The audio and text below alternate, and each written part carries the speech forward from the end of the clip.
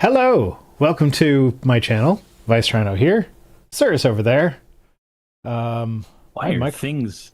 My microphone seems to be coming in a little hot. It's coming. That it is. Okay. Someone redeemed a hat. Who redeemed a hat? Artemis. Thank you, Artemis. World's okayest bisexual hat. Apparently we have a shared chat thing going on Twitch. Yep. We do. There we go. Done. Okay, yeah, it is coming through. You just said, just before we went live, you were like, God damn it, Axo. And I'm like, I don't see anything from Axo in the chat. So. That's weird. You should see Axo saying, Skibbity Ohio, Riz. I do not. I see Gideon Wells said, that's so cash money. Then Jassa said, that's a lot of Riz. Artemis said, God damn it, no. Let's see, that's a lot. And then after that is when Axo said their thing. Also, Jeff Keep, thank you for resubscribing. Gideon Wells, thank you for the subscription. And an anonymous gifter, thank you for the subscription as well. Well, I don't know what's going on with the chat. Apparently, Cirrus and I are streaming together today.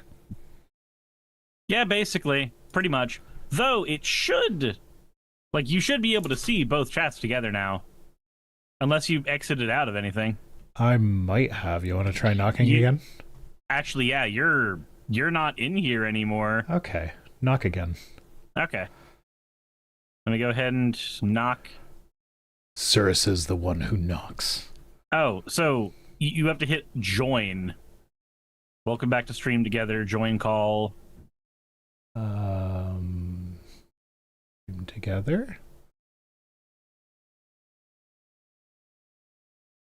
No, I don't want you to use my microphone. Start shared chat. Why does it not have me? Hold on. I'm going to hit end. And I'm going to do restart stream together. See what that does. Okay.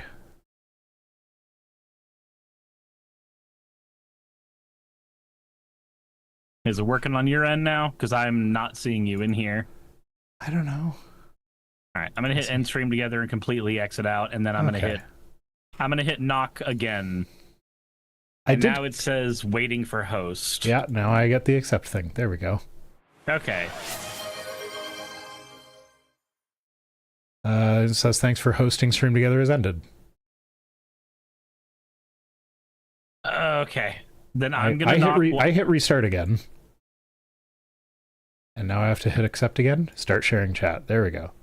Now I can hear me twice. Yeah, you've got to mute. There we go. Hello? There we go. Things are muted now. Things are muted now. Okay. All right. So first time using a new thing. And we have a hype train. Now we've got shared chat, and we have a shared hype train. Everything is going swimmingly. Swimmingly. Yep. Indeed. Bad choice of words for Loki the Tired Trickster. My bathroom just flooded, not just from the plumbing, but rain came through a closed window. That sounds Loki, swimming. That sounds horrible, and I know how you feel because my foundation is currently separating from my wall for water damage too. I'm there with you, and I hate it. Okay, my shared chat thing is telling me that I need to contribute in order to level up the thing, so my 10 viewers need to do something. Do something! Give money on Vice Rhino's Twitch. Do it. Give him funds. There we go. Clueless Expert gave out 5 community subs. Thank you for that, Clueless Expert. Axo's chanting Mpreg, Mpreg. I don't know why, but that tracks. That does track with what I know about Axo. Oh dear, that's awful. Jesus Christ. Ooh. Jump Point, thank you for gifting out 5 community subs on my end. I appreciate it. Oh, this is the hype train's trying to get us all competitive, so like I have contributed 64% to the hype train. Oh wow. Apparently, according to the thing. According to the thing? Yeah. I don't see the percentages on my end. Oh, I'm in the stream manager on the Twitch thing because I don't know how to do any of this shit except for on the fucking website that I... Okay. There we go. I see it. It shows... So that's not saying that you've got 64%. That says we're 64% of the way through the level 3 hype train. Oh, well, earlier it had, like, you had, like, 36% and I had 64% or something like that. Okay, so that... So, like, it actually did split it up? Yeah, see, now that's a lie, because I'm at 62% and you're at 38%. Ah, okay. Well, my 10 people need to step up their game. Look, Elon Musk has proven that you can be a few people and still have more money than a bunch of other people. It doesn't mean anything. The numbers are all made up anyway. He liquidates a few assets and suddenly he's got money. Yeah. Yep, indeedy. So how's it going? I'm tired. I feel like I haven't actually gotten a chance to, like, properly slow down since I left for Florida. And I'm still just kind of going, and things keep on happening, and I'm not thrilled about it. After coming back, the check engine light in my car went on, so that's currently in the shop. So we'll see what's going on with that. It's going to cost like $100 for the diagnostic, apparently. That's weird, but I guess I don't have the expertise, and they do, so whatever. I did mention the thing about the house flooding again. That's just fantastic. Or not flooding, more one of our air conditioning units fucked up and it started leaking water everywhere, and it was while we were gone. So it continued leaking forever. So it continued leaking for days. So that's great. I need to get my central air fixed. I really do. We won't need as many of these window units if we have central air fixed. I just can't afford that either. So that's where I'm at right now. Yeah. And then, of course, things are still happening in the political world. I wake up and every day is a new set of horrors. Yeah. But, I think that's pretty much how things are going. One of my kids is graduating from grade 8 this year. And okay. They give tickets to the graduation. He's got like 6 tickets or something like that. And he invited the mother of one of his friends. And then, like, couple days ago, he asked me, like, so when can we have her over to give her the ticket? And I was like, okay, well, no, she lives like 20 minutes away from us. We will just meet her at the door at the place where the party is and give her the ticket there. Mm-hmm. And didn't she show up on our doorstep today being like, so where's my ticket? And like, well, here's your ticket, but I thought we were going to meet outside the door. She was like, oh, that would have been really convenient for me. Mm-hmm. So like, somebody didn't give information to somebody else. No. He texted her telling her that she needed to come and get the ticket. Uh-huh. Is the friend not in the same grade? No, friend's at a different school. So it's a different thing. And this is a friend who, she strikes me as the kind of person who wanted to have a lot of children but didn't. Because like all of the kids that ever go over to her house that I have seen, she like mothers them. Like she's the only one of my kids' friends who like tells them I love you. No, Silly Kid did not screw up. Silly Kid was being sneaky because he wanted her to come over and visit. I see. Apparently Cirrus owes some ooh-oos. Apparently I do. I didn't want to interrupt the story, but apparently Clueless Expert dropped $200 on the stream. And I know exactly where that's going because Clueless Expert has already told me where that money is going as of yesterday. That's going to car repairs. But, yes, that does mean that I do owe not 1, but 2 of those stupid fucking things. Well, we're waiting. I had a sneeze. Do you want me to do that in your ear? Excuses. That's not a no. I don't know what weird shit you're into. Fine. Woo. There, you got half of what you earned. Do I have to do the other half? Yeah. I don't... I will sit here staring awkwardly at the camera until you do. That... I will go get my sunglasses and put on the character that I introduced the stream with yesterday if you don't do the second one. I don't know which is worse. Now I'm curious, though. About what?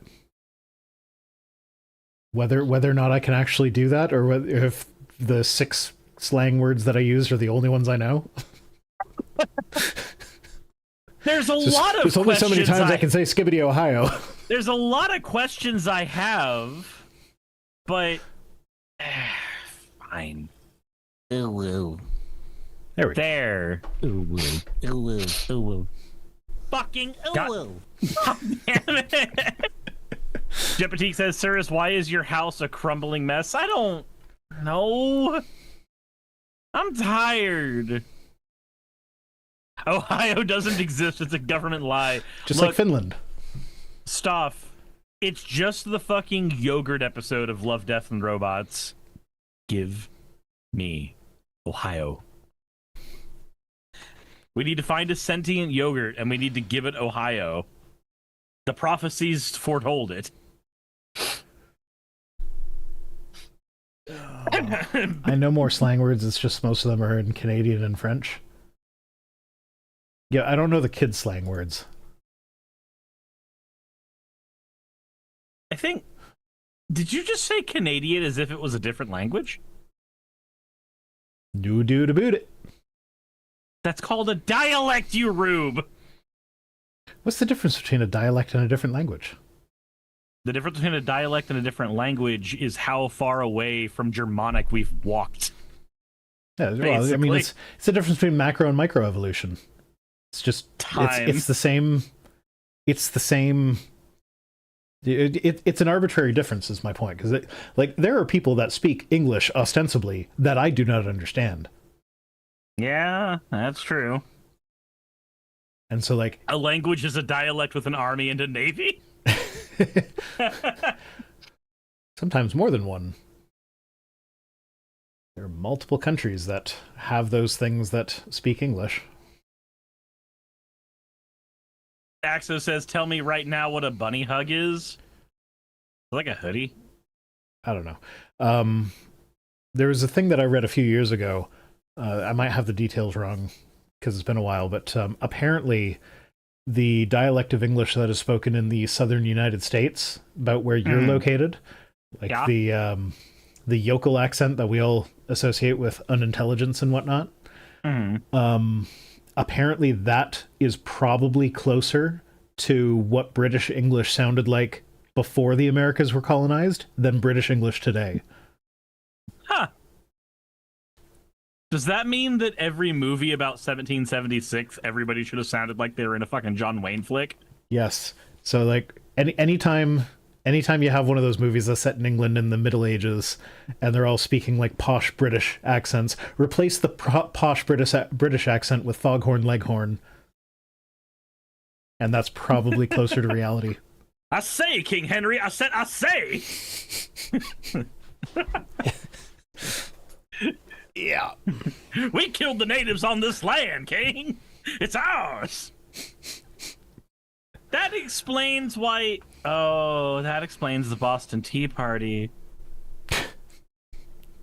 It's always been racist rednecks from the top down. It never stopped being that.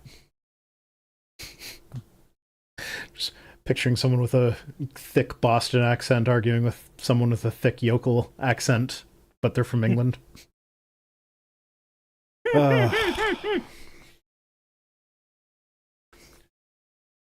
the fuck do you expect me to do with all this tea, goddammit? I don't know. I can't do Boston. I can't do accents. If I tried to do a Boston accent, it's just going to come out like a Brooklyn accent. And if I try to do a Brooklyn accent, it's just going to make me sound like Joey Wheeler from Yu-Gi-Oh! Which isn't very convincing. It's very stereotypical and bad. But also, speaking of movies using British accents set in the Middle Ages or whatever, have you ever noticed that anytime there's a movie that is set in, like, France in that time period, but they're speaking English, they're always speaking English with a British accent. Mm-hmm. Why is that? Like, we're already not speaking the language that they would have been speaking there, so why do you have to try for the accents? Because I think that most people's idea of a French accent is putting at the end of everything. Actually, probably my favorite example of that is Man in the Iron Mask, because they're so inconsistent with the accents in that movie. It's just hilarious. Because, like, most of the cast are speaking with a British accent, but then you have D'Artagnan. No, it's not D'Artagnan. It's I forget which musketeer it is, but he's played by an actual legit Frenchman, and he's put on this ridiculous, like, it's not his actual accent. He put on an over-the-top French accent. But then we also have John Malkovich in there with his very, very American accent. So, like, we've got the French guy calling, like, D'Artagnan is what I remember, because that's the name that it's most striking with, because you have the French guy being like, D'Artagnan! And then you have John Malkovich going, D'Artagnan. And yes, Leonardo DiCaprio is in there, and no, he does not speak with a British accent. He just has his normal American accent, but it is not as noticeable as John Malkovich's. Sylvie says, why do we hate France again? So I'm going to go ahead and put on a conspiracy theory cap and say that if we acknowledged France and the things it's done, the United States could no longer claim that it beat Britain in the war. It was the United France States would not exist kind of without there. France. Like, there is no United States without France saving their asses in the American Revolution. So I think that's the, like, I don't think that's the reason that we have a whole bunch of, like, anti-French jokes about, you will never won a single war except the one against yourselves. Like, I think the only reason that we have those jokes is we refuse to acknowledge that we'd all be dead without, or we wouldn't exist without them. Yeah, and, like, everybody makes fun of France for surrendering too easily or whatever, but, like, the United States hasn't won a war since World War II. And they've been in a lot. So I had this argument with a friend of mine. And even then, arguably, the United States did not win that war. We entered that war 5 years late. Yeah. So, like, I had this argument with a friend about how the United States would not do very well in another major conflict. And he started, like, especially against Canada was my main one. Because y'all fetishize war crimes. It's weird. So, I don't know why you're staring at me. You guys burned down the White House. You got a history. Don't even. So, my mother was actually in the Legion that it's the same Legion that burned down the White House. Huh. So, I was talking about that, and the dude's just sitting there going like, we invented modern warfare. Then why the fuck do we suck at it? What? I'm sorry, but I mean, to be fair, how France, long were we camped in Afghanistan? To be fair, if we go back to the Middle Ages again, France took like 300 years to figure out that guys with bows and arrows were much more efficient for winning battles than knights in shining armor. Yeah? They lost so many battles that was like 500 guys versus 2,000 of their best knights because the 500 guys had bows and arrows so they could get them from a distance. Fair. Davinia Robin says, when was the White House burned down? Agincourt? Yeah, that's one of I think the White House was actually burnt down in 1814. But yes, the War of 1812. Vanek says, isn't Paris like 50% bed bugs? I hope not. At that point, I think they'd be used to flavor the bread.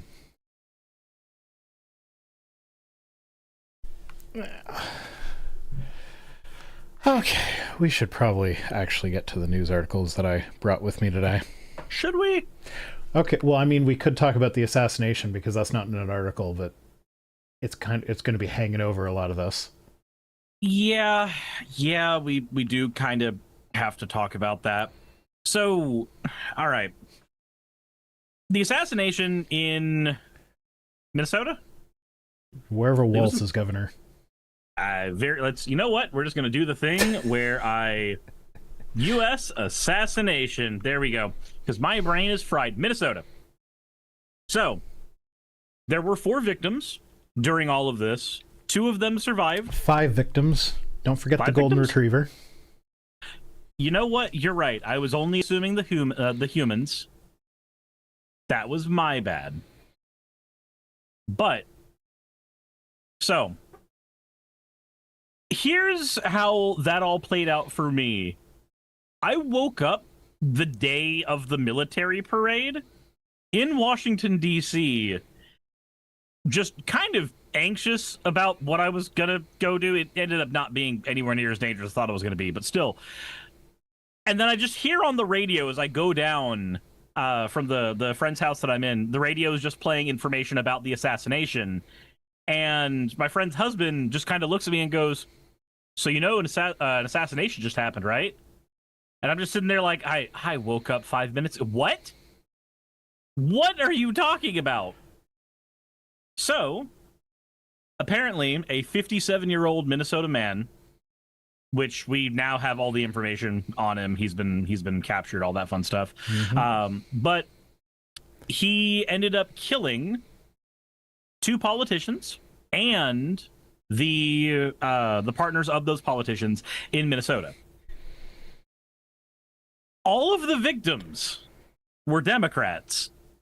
Mm-hmm. And there was a bit of time during this where on the radio they started talking about, well, the left has a history of violence, and we don't really know what the affiliations of this person was. And then we found out that he was a former Tim Walz appointee. But he was a Tim Walz appointee because he was part of the administration before Tim Walz took office. So he was more of a grandfathered in person, and every single belief this person seemed to have was not a classically left-wing belief. Wasn't he an evangelical preacher? I did not get any information on that one. I did not. But the deceased were State Representative Melissa Hortman and her husband Mark. They were killed in the assassination. And then State Senator John Hoffman and his wife Yvette were severely injured during this, but they ended up surviving. They were in and out of surgery in like 3 hours, I think is what it was. Default says he was preaching. Oh, right. Yeah, he did preaching overseas. He would go to like the West Bank and preach how like violence against Israel was bad. Actually, that was the shit that he would do. So this is a wild thing to wake up to, and a thing to note is that in the Congress in Minnesota, I believe the Democrats actually had like a 1-seat majority in their local Congress. So this effectively evened out their political lines. I don't know if that was part of the motivation, but that is an end result of it, which is not great. Yeah. And the loss of life as well. Like, yeah, and then there were Republican lawmakers tweeting out horrible things in response to this. Like, I think it was Mike Scott. I don't know. I forget his name, but like one of the congressmen posted a bunch of shit about how like, oh, this is clearly a left-wing dirtbag, Marxist, socialist. Mike Lee, that's the one. Basically accused him of being on the left. And Marjorie Taylor Greene, immediately after it happened, posted out just a picture of her with what appeared to be a sniper rifle. So it's one of those things where it's like, I wonder what message they're trying to send, huh? It's one of those things where like I could see me responding, like if Trump got assassinated, I could absolutely see me making jokes about it and absolutely being happy about it. However, I am not a congressional representative. I recognize that is not the appropriate behavior for someone in government. Mm-hmm. Like, I am a guy who makes dick jokes on the internet for a living. The standard of behavior is a bit different between me and elected representatives. Also, what happens when those two see each other at a water cooler? Well, Mike Lee was confronted by another representative who like actually knew the victims, and he basically turned into a dog with its tail in between its legs, and also he deleted all the tweets. Amusingly, one of them was like being like, "Oh well, when it comes out that this person is a leftist extremist, expect to hear nothing but silence from all the Democrats." And then of course, that's not what comes out. Turned out to be a Republican extremist, and he deleted that tweet and has not, to my knowledge, posted anything condemning the political violence or anything. It's just been silence. I wonder if we should, continue to have people in office who act like that. I wonder what the correct response is to people in office who act that way about violence towards their peers. I wonder what the appropriate response is to people who obviously do not think that violence is that big a deal. Oh, well, I think the appropriate response is to... Yeah, you know what? That was far more creative than I would have been in the same situation, but, I like the thing you decided to do with the earlobe. The earlobe? Yeah. Did you already forget what you said to like? Maybe I don't. No, I'm just bad at improv. Sorry, I'm sorry. I no-handed you. It was your joke. It was your joke. I actually don't even know. Did the censor beep come through? Yes, it did. The whole time. Okay, good. Because it did not. I didn't hear it myself, so I was just like, I hope that actually landed. Yeah, it landed. I tried to continue the joke a little bit, like air traffic control, and then you decided to just ram a fucking helicopter into my plane. I just murdered it. Yeah, You know what I did to that joke? That's what I did to that joke. That one was disgusting. Never, ever again. Okay. I want more beeping ASMR content from Rhino. Yeah, that's the spot. Dorito Dave says, explain to Rhino what yes and is. I know what yes and is, I just don't practice it. Jesus Christ. I'm glad we can at least have a little bit of levity in a world where we are seeing an increasingly violent America. Yay. Yeah. Lovely. Okay, let's move on to the articles that I actually pulled. Okay. So, this was sent to me by my anonymous source. With only 8% built, Texas quietly defunds the state border wall program. Build the wall. Build the wall. 8% of it. Oh my god. That's pathetic. Mm-hmm. Well, I mean, let's see, there's an estimate in here somewhere for how much. Oh yeah, so the state's wall program was going to take around 30 years to complete and more than $20 billion. Yeah. So like, that is ridiculous. I love this. This picture is a segment of the wall. Like, what the fuck is what is that supposed to stop? That's going to stop everyone. It's not even. It doesn't even go across the obvious paths. No, it's just there. It's just sitting there. It's just sitting there. So one of the problems that they ran into with this is that they actually passed legislation when this was all starting, where they're not allowed to use eminent domain to take people's property to build the wall. So people can literally just have property along the path. That's the thing, is that most of the border in Texas is privately owned land. It's a bunch of ranchers. And a lot of those people were like, I don't fucking want a wall on my land. So they just said no. And because they passed that thing where they're not allowed to use eminent domain to take it, they haven't been able to build on their property. And they did try to revise that. They tried to pass other things, being like, "Oh no, let's use eminent domain now." But those revisions always failed. They never passed. So we just call this Trump's wall failure. Mm-hmm. Like every single thing he does, he's always half-cocked. He's not talking about the wall. Well, of course, he's not.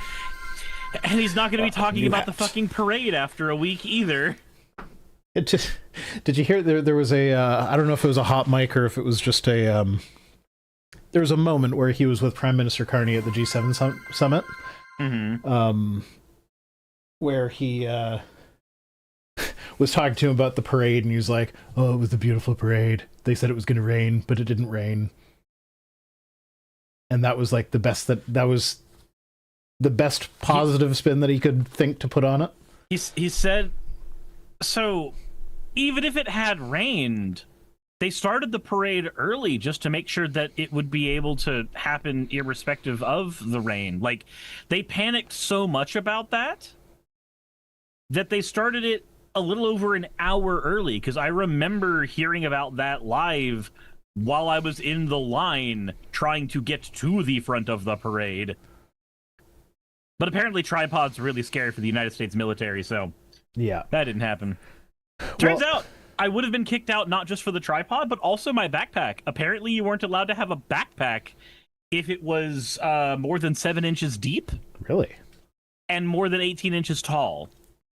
So that nixes my camera bag too. I looked online and found all like the contraband that they ended up saying you weren't allowed to have, and a backpack that's, you know, basically longer than your forearm is considered contraband, apparently.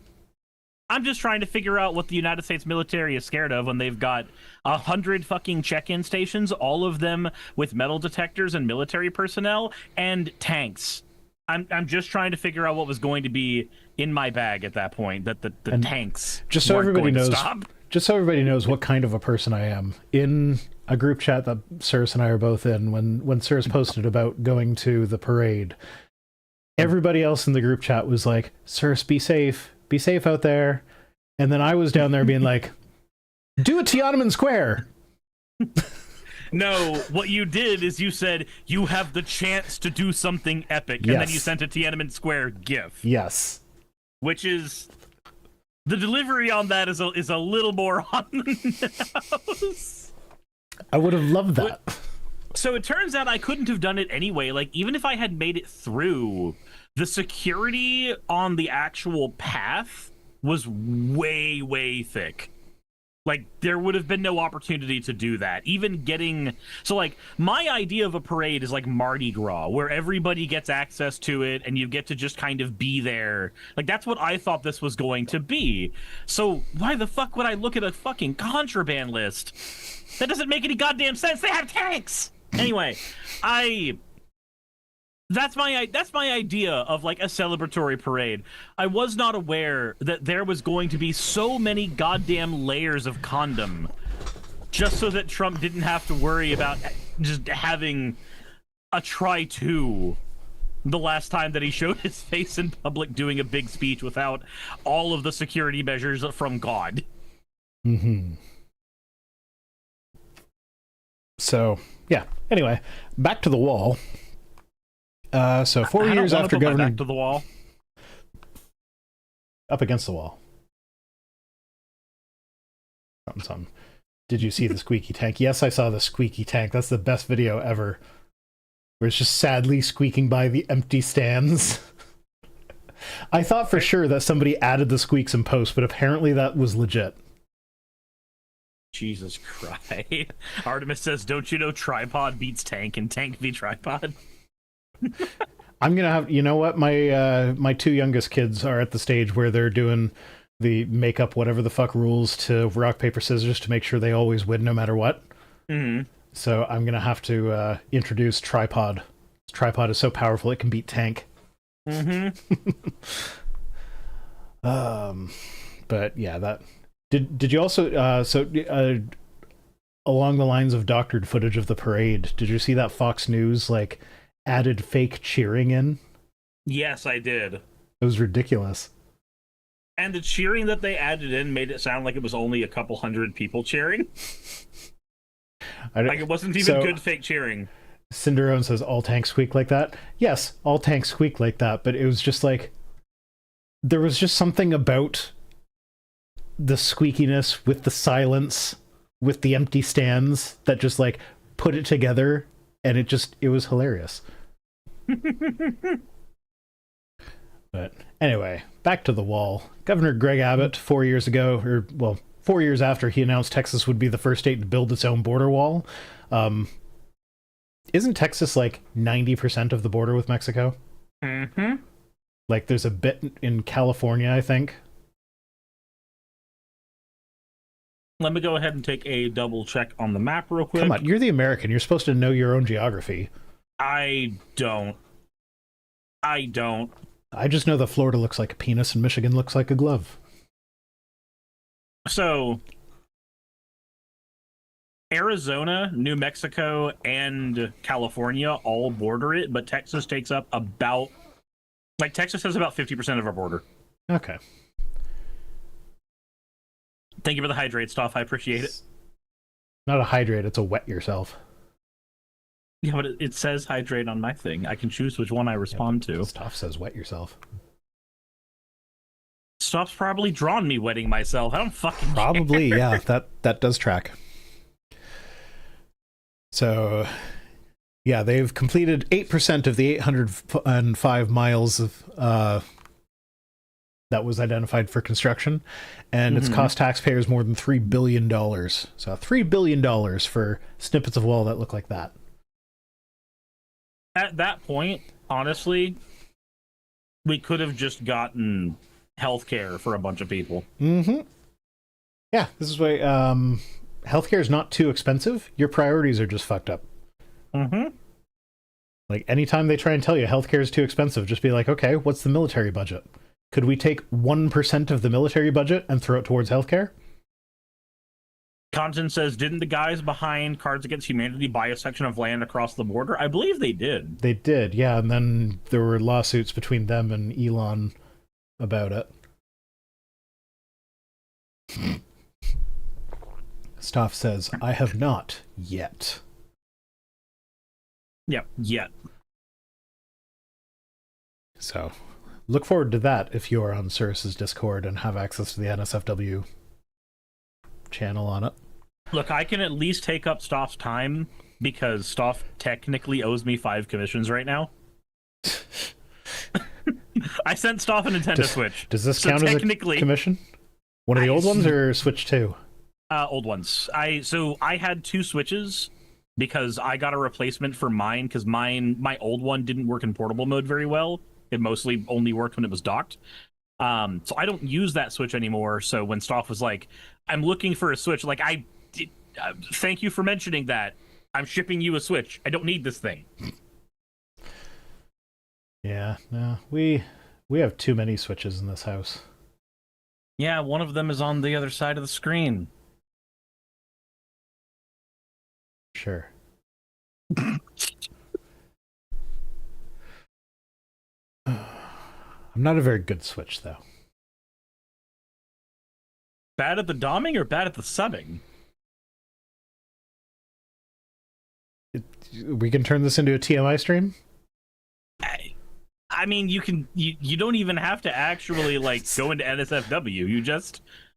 I didn't say NSFW, I said TMI. Again, 6 dozen in one, half of something in the other. I don't know. But that said, I don't really care which one. I'm just curious. My partner and I both have submissive tendencies. Oh, okay. So you get to do the thing where you stare at each other and go, oh, but are you going to wiggle it? Which one's going to pounce on the other? And the pouncing never happens. It's more like she just awkward... got home. I just heard her walk in the door, and she's got our stream playing. So, hi, honey.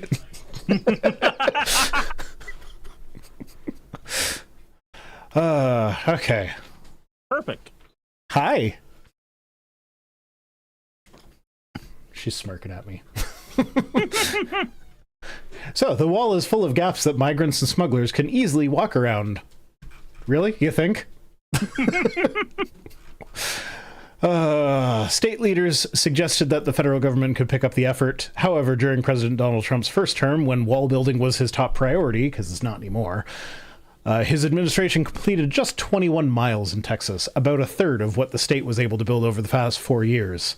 So the state did 8% of the wall, and the federal government did a third of that. And that's what it was top priority. So this is so sad. Yeah. But that's basically it. And remember, Mexico's supposed to pay for it. Yeah, it is. It's supposed to. That's what I was told multiple times. But, you know, that never happened. Nope. Nope. All right. Sad wall. Moving on. Sad wall noises. Womp womp. Oh wait, no, I have that. No, I have to. She did not get dinner, but last I saw, she still had some breakfast left. I have a sad trombone noise, but I don't. Nope, not that one. Nope, not that one. There it is. Fennec says, label the soundboard. Oh my god. Yeah, so here's the thing about that is my audio setup is fucked. Like, royally fucked. When I moved, I have... So remember a couple weeks ago when you were complaining about my buzzing microphone? Yes. Yeah, so the way I fixed that was to plug my microphone into my PodTrack Zoom P8, which is an audio interface thing, and then have the monitor output from that go into the 3.5mm microphone jack of the Go XLR, which then goes to the stream. Because the thing is, I like the Go XLR for audio routing. So like it shows up in Windows as like 4 different audio devices. So like I can have music playing in my headphones that you guys don't hear because the Go XLR routes it to my headphones, but not to the stream. And there's all sorts of fun stuff that you can do with the routing feature in the Go XLR. And I've not found anything, and believe me, I've not found anything that can replace it that is even remotely close to what this thing can do. Unfortunately, the Go XLR has been discontinued and they're no longer good doing software updates for it, so it's going to break at some point, and I will be sad when that happens. But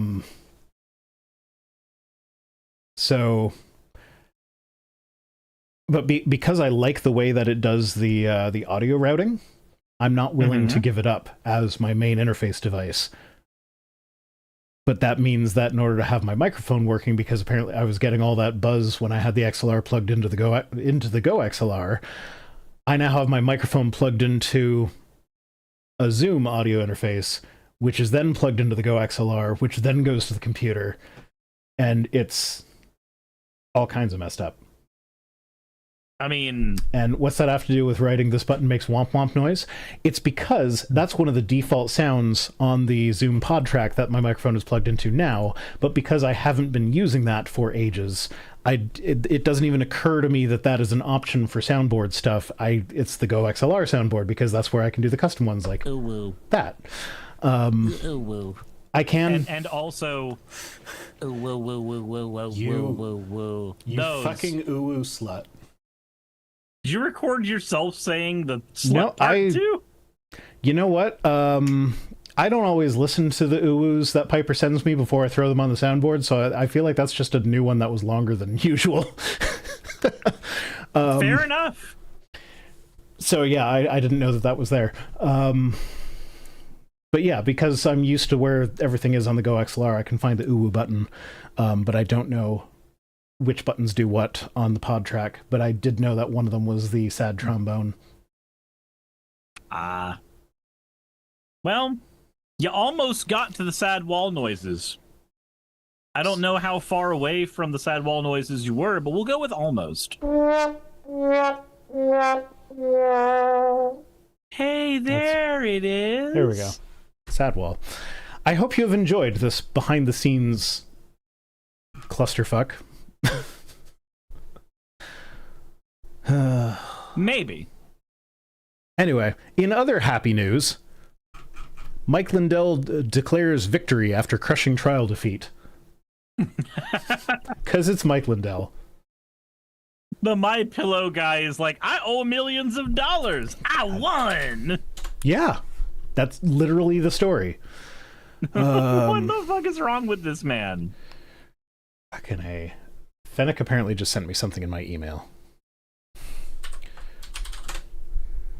I only just got the stream back on track, Fennec, and then you have to go and email me something. Webmail. Login. News at vicerhino.com. Password 123. Oh my god, a bunch of people sent me stuff, like, since I checked today at 6 o'clock. News and also ew.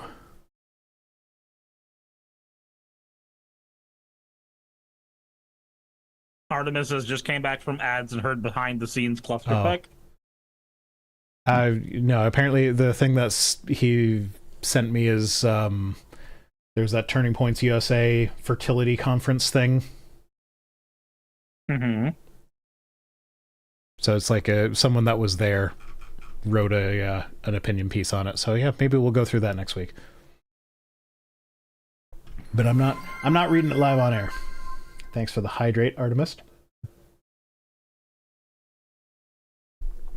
So yeah, on Monday evening, MyPillow CEO and Donald Trump ally Mike Lindell texted the Rolling Stone. So he initiated this. He texted, "Awesome win, MyPillow 100% innocent." Which was weird, because that was moments after a jury ruled that Lindell had defamed former Dominion voting system executive named Eric Coomer on 2 occasions and fined him $2.3 million in damages. Yeah, I'm trying to figure out where the innocent came in. Yeah. I mean, this is from the Rolling Stone, and Rolling Stone is who he texted. I don't know why he is texting them his trial results. But they're like, why was he reveling in victory? Presumably because the jury damages awarded to Coomer were significantly less than the $26.7 million sought by his attorneys. So like, yay, I only have to pay 7 figures instead of 8. So, I can tell you why he's texting. One of the main things you learn when you're trying to stir up media hype for anything is if you can provide the story to the news, like to the news, then the news will come with the story. Because the news, whoever the news happens to be in your area, whether it's local news or you're given to like CNN or whoever, if you do most of the legwork for them, that's one less story that they have to worry about for the day, and they will grab it and utilize it. So take that little bit of information and then remember that every single time that a news organization has had to offer a correction to a previous story, it is almost always done as a modification to the previous story in title or content, and nobody fucking reads it after that. Mm-hmm. So it's a good way to get your spin out there first. Correct. So I as much as I want to be like, that's such a stupid thing to do, no, actually, it makes sense from the perspective of somebody who understands the media landscape. This is actually the correct thing to do if you're trying to get Mike Lindell is innocent as something that is trending. It's a lie. But I feel like that's too obviously a lie. Like, hey, we're 100% innocent after being fined $2.3 million for being guilty. It's like even just the basics of the case. Like, you don't need to do a deep dive to see that fined $2.3 million in damages is not found 100% innocent. Correct. But if you are in a world... And Linari says, and they're obligated to report it. It's not that they're obligated to report it. It's that if there is a story with some high-level official, or not high-level official necessarily, but someone who's been in the news a lot, like Mike Lindell, if you get a text message from him, then you're like, oh, I now have an exclusive scoop. Yes. So it behooves me to publish this as quickly as possible. And so I get that, and you can't have innocence in civil court. Yeah, I get that. That's a bit of pedantry that doesn't matter here. Nobody who isn't. I'm sorry, Service. It's actually pronounced pedantry. No. Anyway. So, the thing is, yes, the information's going to come out anyway. That's not what the goal is. The goal is to hedge your bets. If you know, and granted, I'm assuming that Mike Lindell is smart enough to know basic shit. Jess is telling me to give credit for the story. I don't remember seeing it from you in the inbox. I'm sorry, Jassa. This is one that I found on my own and sent it to myself. But yeah, Jassa probably sent it to me as well. Jassa does send in a lot of stories, so I'm not calling Jassa a liar here. No, we ain't calling you a truther. Isn't a truther someone who thinks that 9/11 was an inside job? Yes, that's the joke, is that it's supposed to be the opposite of a liar, but it's not. Okay. Please don't call me a truther. So, I think if I am steel manning Mike Lindell as much as I possibly can, it's a method of hedging your bets. It's a way to see if the media, if you can get some of the media to report in your favor, even for a little bit, because then you can point to those stories, and even if they modify those stories, you can then point to some grand conspiracy against you once you do, because we've seen that happen before. Just slight side note, have you seen the clip of Mike Lindell on Jimmy Kimmel in the claw machine? No? Oh, so I forget what exactly was going down with him. It was something to do with his election denial conspiracy or whatever. But like Mike Lindell reached out to Jimmy Kimmel to ask for an appearance. Mm-hmm. And the Jimmy Kimmel show was just like, they wanted to say no, but do it in a funny way. So they're like, okay, we'll give you an appearance if you show up locked in a claw machine, surrounded by like plushies or whatever. And Mike was like, okay, I'll do that. So like there's an interview with Jimmy Kimmel and him, and Jimmy is completely lost. He doesn't know what to do with it. He's just like, yeah, so you're a guy in a claw machine saying things that are obviously not true. Okay. And like he clearly like didn't expect him to say yes, and they didn't really have much of a plan for it other than here's Mike Lindell in a claw machine. And it's amazing. That sounds so awkward. It was. Let's see. What do you do with that other than just? Do you just do the usual quote of "I didn't think I was going to get this far"? Yeah, no, there he is in the claw machine. Jesus Christ! And yes, it was Jimmy Kimmel, so I'm glad I remembered that correctly. Let's. If I get both our streams taken down for this, I'm sorry.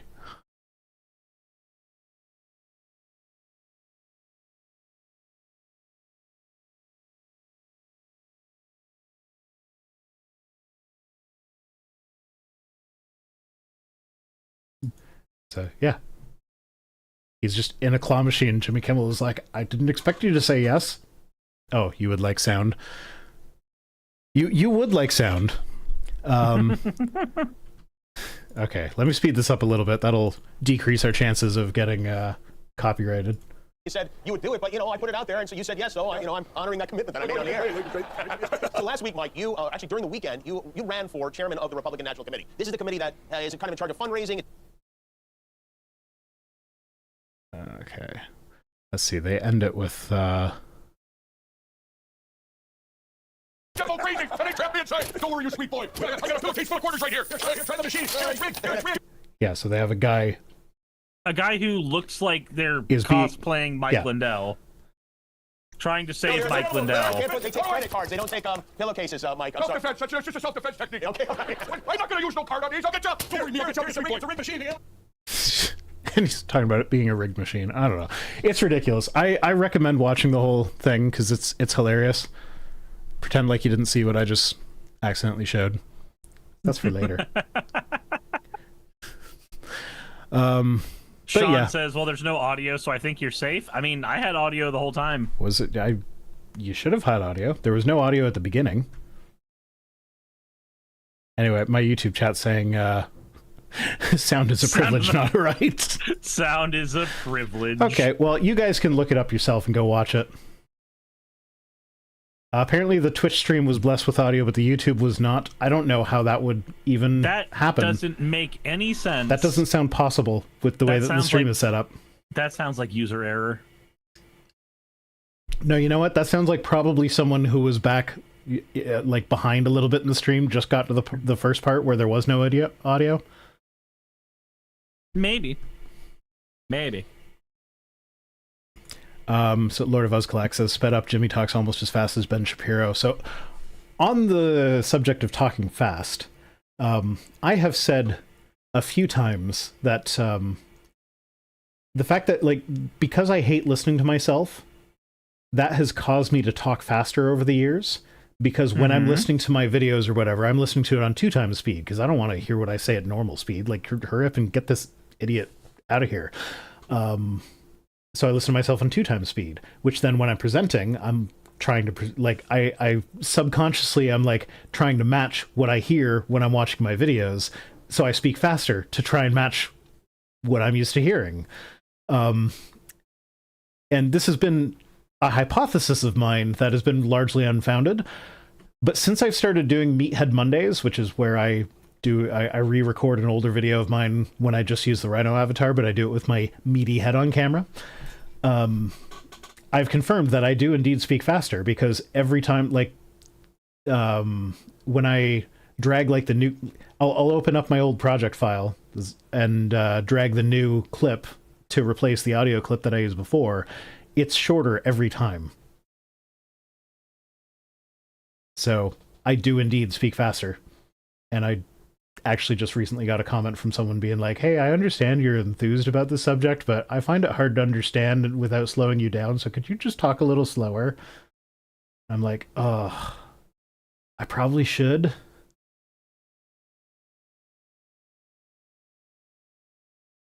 But yeah, it is what it is. Fair. Laura Schmidt says, Sirs, why are you inspecting your cleavage? Because I got a really long YouTube comment from somebody who's angry at me that I went to DC. Counterpoint. If I had cleavage, I'd be inspecting it all the time. Fair enough. I like boobs. Boobs are nice. Can we pause? I need a bio break. Oh, I was just about to say, like, yeah, you can pause the stream and then, like, watch it on 2 times speed to catch up, but that's a YouTube thing. You can't do that on Twitch, I guess. I don't know how Twitch works. Anyway, yeah, he's still being sued by Dominion and Smartmatic. Yeah, like he's still paying millions of dollars. So no, these are lawsuits that aren't even finished yet. And you can actually go to. He's going to be losing a lot more. And you can actually go to the I think I haven't verified this recently. My Pillow. If you go to the My Pillow website, I'm pretty sure they have a legal defense fund. No, I don't want to enter my email address. Please help now. My Pillow won, but the fight for free speech is not over. But he didn't win. But you didn't win. You lost. Yeah, so they're begging for donations for their legal defense fund for the Smartmatic and Dominion lawsuit still, because they broke. Okay, moving on to the title news article. Did you hear about the new Trump phone? I did hear about the new Trump phone. This is made in America Trump phone. You know what's fun? This is not the first time that a Freedom Phone style thing has been done as a way to, like, advertise for Trump. Yeah, so shocker of shockers, Trump's all-American, made-in-America smartphone is made in China. I'm not surprised. Yeah.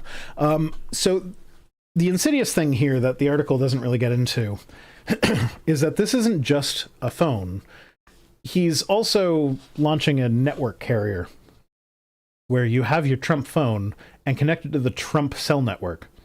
Yeah, but he's not launching a network carrier. No, they're piggybacking off of other network carriers. But he's doing a Mint Mobile. If I put on my conspiracy brain for a moment, it would not surprise me if the Trump phone had some sort of backdoor spyware sort of thing going on where he can, like, monitor your activity. And also, like, them renting other networks or whatever. I guarantee you he is going to be, like, there's going to be monitoring going on there as well. But just, I don't know. I just don't understand. That's my conspiracy thing. I do not trust that Trump is not going to be using this nefariously. I just don't see the fucking appeal. Like, you have a phone. It works fine. Why would you spend more money getting a special America gold-plated version of it that's probably not even going to run as well as a phone that you would get from a normal fucking store? That's the thing. Like, I don't understand. Smartphone technology has gotten to the point where now there is no point in buying a flagship phone. Like, the base models are fine. Like, unless you are using your phone for intensive gaming, which I don't understand why you would use your phone for that, but it's, you know, the item I'm not gonna judge people that do, but, like, unless you're using it for intensive gaming or whatever, like, the only thing I do on my phone is I play, like, a tower defense game while I poop, and I text. Hey, I do too. That's basically it. I don't need a top of the line phone for that. The base model will do fine. And, like, my contract just came up last year with, like, where it's like, oh, you either have to send your phone back in and get a new one, or you pay out the remaining balance and just keep the phone you have, which is now like 2 years old. And I'm just like, my phone's fine. I'll just keep it. And now my cell phone bill goes down by like $50 per month. So yay. I wasn't aware that there were plans where they would, like, make you turn them back in. That's weird. So the regulations in Canada are such, we used to have that thing where like, you get a phone for free, but you have to sign a contract to stay with the company for ages. And then if you leave the company, then you have to pay all sorts of heinous cancellation fees and whatnot. Mm-hmm. That's not allowed anymore because we have regulations. So what they do now is they'll be like, well, here's your phone plan. Your phone plan is just your phone plan. But for, like, $30 a month or $50 a month or whatever, we'll give you, like, we'll finance the phone for you, and then at the end of 2 years or whatever, you then have the option to either, like, that's your finance term is up, but there's still going to be a balance remaining, so you either pay the balance or get into a new thing. Sumbrinus says, why bother buying a phone when it's so much easier to make your own with a Raspberry Pi and a cellular shield? That is the definition of not easier. Yeah, no. Just buying a thing is easier than making a thing. This has been the case for all things in the history of things. Well, and also, like, so the regulations around the contract thing. So with the contract, you were locked in with your current provider. So if you wanted to change provider, as long as you had the phone, you were tied to them, and the phone's bloody expensive. So, like, it was always a catch-22. Whereas with the system the way it's set up now, if I wanted to switch carriers, but I didn't have the money to buy out my phone, I just send the phone back to them, switch carriers, and get the new carrier to finance a phone, or buy a $150 cheap Android on Amazon or whatever. But yeah, also probably won't be made in the US. No, not made in the US for sure. So the new all-American smartphone being sold by President Trump's family is reportedly manufactured in China. The just-launched Trump Mobile is selling a gold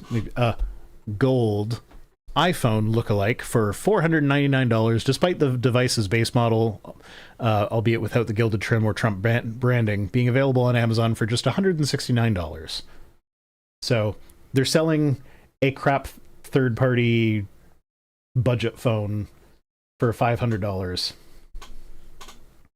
Like, I can go to Kroger and I can get a new Android phone for $50. Is it going to be a great Android phone? No. It's probably going to be on the exact same level as that phone, though. It's going to function. It's going to have the operating system. And that's about it. Do we know anything about the specs of this phone? What megapixel camera does it have in the front? What does it have in the back? Does it have any tech? Well, they don't even tell you what interesting? processor it's using.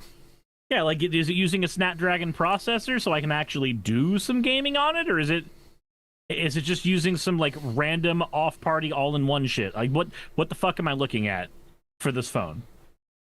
Other than just saying, here's a phone and here's the price, anybody who gives a shit about a phone is gonna go, that's not enough information. Yeah, anybody who actually cares about it. But that's the thing. He is the grifter in chief. He is using the office of president to enrich himself and his family. So, yeah, it's very obviously corruption. And you're like, could you imagine if any Democratic president had done anything like this, even remotely close to this? Like, you remember the Hunter Biden laptop thing where they were like, oh, Hunter Biden was on the board of directors of a company and may have received money from that company and didn't actually get anything in return, really. Like, there was nothing concrete that they could come up with. And that was a huge deal for 4 years. Because it's corrupt. He's using his position. He's using his father's office to profit in Ukraine with this Burisma thing or whatever. Meanwhile, Donald Trump Jr. just like, it's like, yeah, no, I'm using my dad's office to profit. A thing Here we go. A thing I'm that not even going to try and should hide be it. illegal. And you know what's funny? Do you remember Obama phones? No. So, there was a phone plan that Obama put forward during his presidency. And in stark contrast, when Obama did the same thing, the goal was effectively to get phones in the hands of Americans basically for free, with a phone plan that was very, very affordable, if not free, depending on where you fucking means tested. And it was because we realized a while ago that getting a job requires having a phone. And there were a lot of people who were barred out of getting a job because of things like homelessness, because they didn't have a phone. So this was an initiative that was put forward by the Obama administration. It was, yes, Fennec, it was a phone plan for low-income people. That's what it was. It was an attempt to try to get people who were in low-income situations to have a better lot. When this same idea is proposed by Trump, it is a method of enriching himself. It's sickening. It's just kind of sickening. Yeah. So Stigander says apparently it's 6.8-inch screen, punch hole, AMOLED with a 120 hertz refresh rate, which that's not bad. That's okay. 50 megapixel main camera. Like that's basically okay. Well, 50 megapixels is pretty good. Like as far as pixel density goes, when you're taking pictures, unless you plan on blowing up your picture to the size of like a building, anything over 10 megapixels is fine. At that point, it's not so much about how many megapixels you're getting, it's about how they're processed. So 50 megapixels to me sounds like we just wanted higher number, but it's not going to be processed well. That's my main takeaway there. That's my assumption there. It says 5,000 milliamp hour long life battery. No, well, 5,000 is pretty standard. Fingerprint sensor, no big deal. Every phone has a fingerprint sensor. And AI face unlock. What does that even mean? Just looks like it's the Android version of iPhones. Yeah, it's just a face unlock thing. But like those are not specs. I'm on GSM Arena right now. Okay, so thanks for the hats. I will change hat. This is our phone comrade. So I'm looking at it on GSM Arena. It's yeah, AMOLED, 120 hertz, 6.78 inches.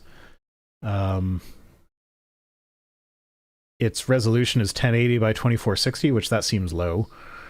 It doesn't say what CPU it is, but it's an octa-core CPU. It's got 256 gigabytes of internal storage with 12 gigabytes of RAM, which, I don't know. The last time I actually cared about how much RAM my phone had was when the high-end models had 4 gigabytes, so that seems fine. Again, this sounds like a $169 phone. It's probably a fine phone for what it is, but he's marking it up way. I'd say so like the phone that I use for streaming and taking video whenever I'm out and doing work is a Google Pixel. And the Google Pixel has very, very similar specs to this, 64 megapixel camera, but it also processes them very well because it's meant to be a camera phone. That is one of the selling points of the phone. You can get a Google Pixel right now on Amazon for $200. You can. So I don't know who this is for, because this is several generations ago tech in terms of phones. Because a phone generation is about 1.5 years. This is 2 to 3 years old specs and tech. Yay.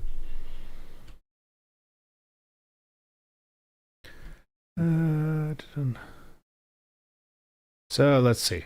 Pixel 7 right now is on Amazon. These are Canadian dollars. Is $568. So that's going to be a little bit cheaper than what the Trump phone is. Let's see what it is. Pixel 7. Okay, fuck Amazon. I'm going to look this up. Pixel 7 specs. GSM Arena. Okay, so it does. So its screen is a little bit lower of a refresh rate. Resolution's about the same. There's a lot more details about like what its chipset is and what its processor. It's also octa-core, but it actually tells you that it's like a Google Tensor G2 with a 5 nanometer process. Also 50 megapixel phone, camera. Laser AF. I assume that's autofocus, but I read that as laser as fuck.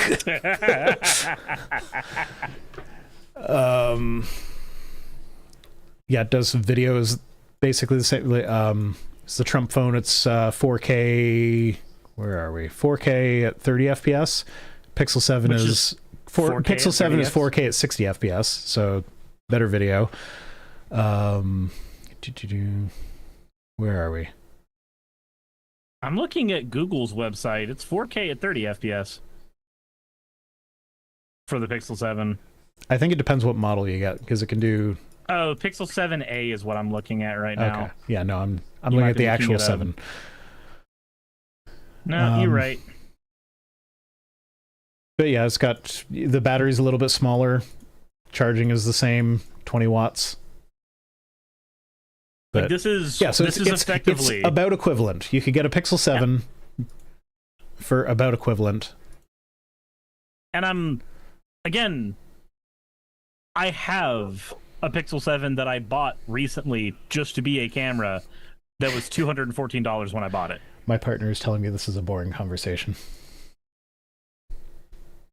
I apologize that the nerds are talking about specs. She just yelled at me to talk about something else.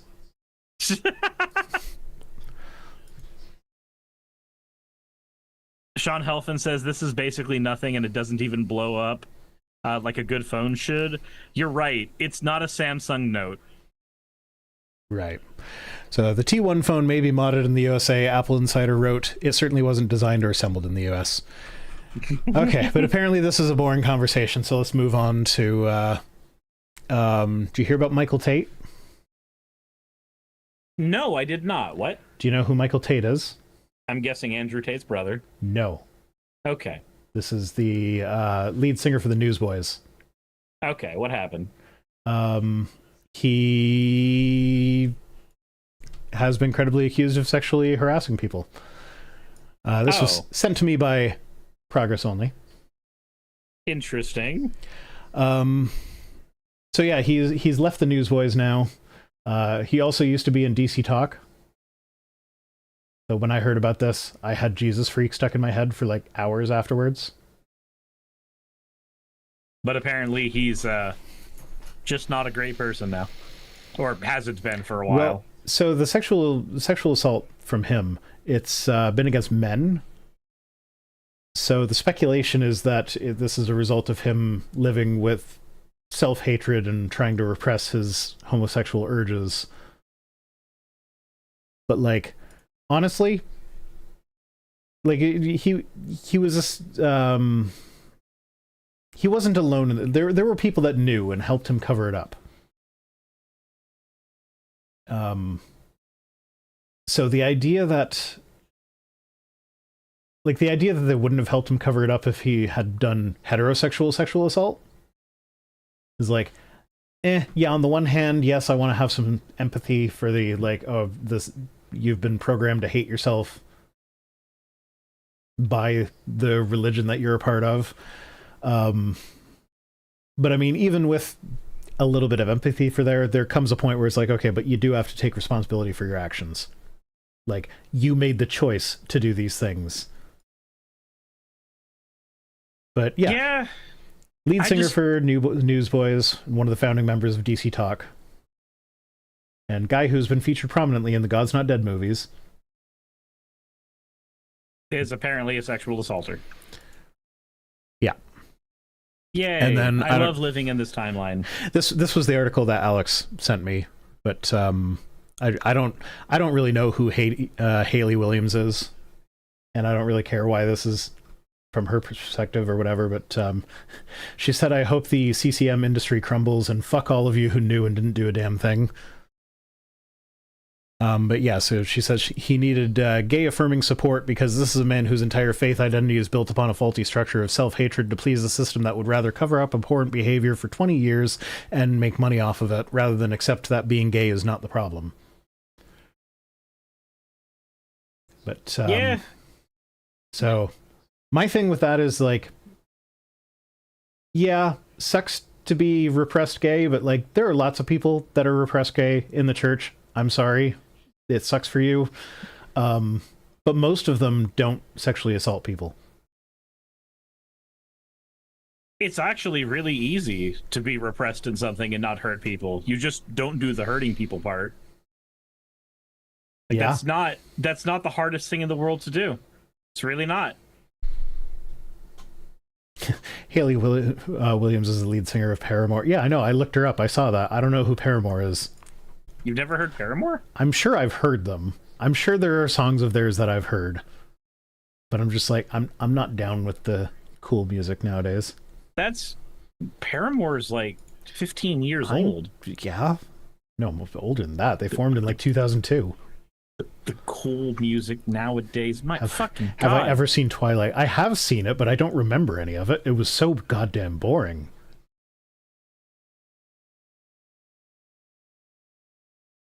It was like listening to two YouTubers talk about phone specs for half an hour.